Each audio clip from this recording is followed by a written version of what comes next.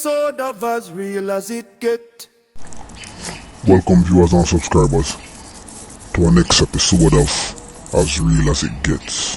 And today's topic is about the gatekeeping in a dancehall and when will the gatekeeping stop. Gatekeeping is one of the biggest problems in dancehall and reggae music today. But the real question is, are they protecting the culture or controlling who gets the win? Reggae and dancehall come from a real place, struggle, poverty, resistance, straight out of Jamaica. So yes, protecting the culture matters and nobody wants to see the music watered down or turn into something it's not. But somewhere along the line, protection turned into restriction, because in this industry, it's not just about talent. Selectors, DJ, insiders decide who gets to play and who gets seen. You can have the hardest song, the realest message, and still get overlooked. Not because you're not good enough, but because you didn't have access. Now, with platforms like YouTube and TikTok, artists don't have to wait for permission anymore. A song can go viral overnight and a new artist can break through without industry backing. But don't get it twisted, gatekeeping didn't disappear, it just changed form. Now it's algorithm, trends, clout, and then there's other layers to this. But let me ask a question. You have local Jamaican artists and then international influence by the culture. Some people say if you're not from the roots, you shouldn't lead the genre.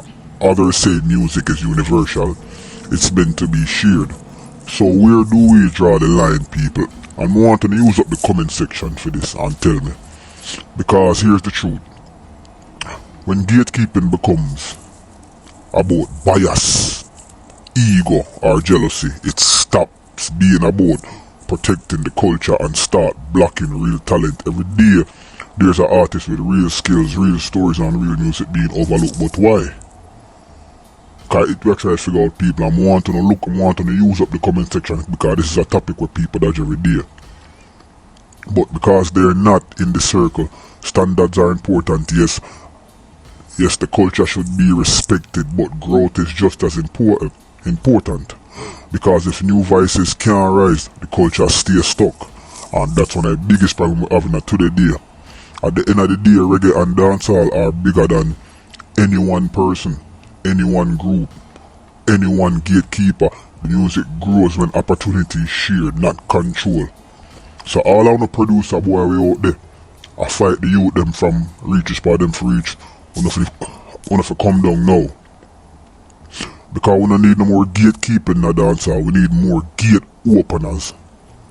So people want to tell me, I want to feel about that, because oftentimes we see it where even producers now advise certain artists if certain artists link with certain people, or if a young youth I get a breakout, them get blocked.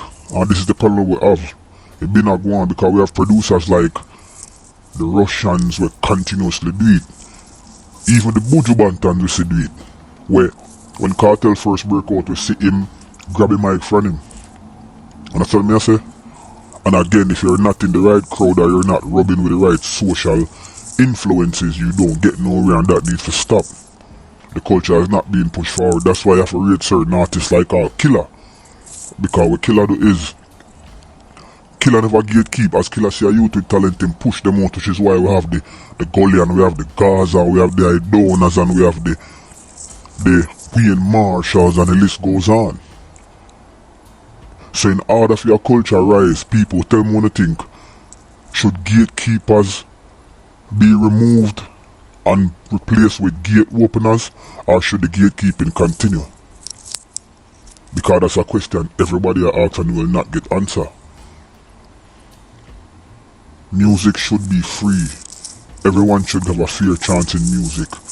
It's like now, what we notice with the culture is, if you're a producer and you don't have a name, artists don't want a voice for you. And if them do voice for you, you have to pay them. But if you're a Stephen McGregor or one of those known figures in dancehall, all you do is snap your finger and the artist appear at your feet. So my question is this, viewers and subscribers. Why is it that everybody now get the same opportunity? Why is it if you don't have a name as a producer or artist, no one looks your way?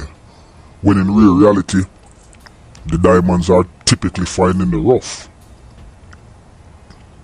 So a lot of these underground producers that's not getting the breakout is actually the ones with the real authentic dancehall sound that's now missing and replaced by trap music and a bunch of chopping and a bunch of muckers music which is corrupting our youth's mind.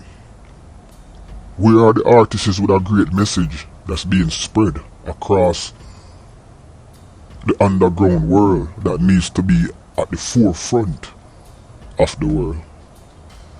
People want to use up the comment section and want to share no views on the thoughts upon this gatekeeping thing on dancehall, and we need to come up with some solution and ideas on how we can get gatekeeping to stop. Once again, thanks for listening. Leave your views and thoughts in the comment section below.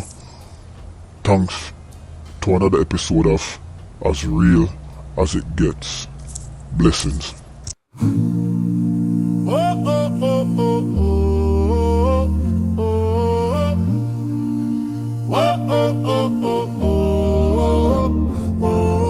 Welcome to another episode of As Real As It Get.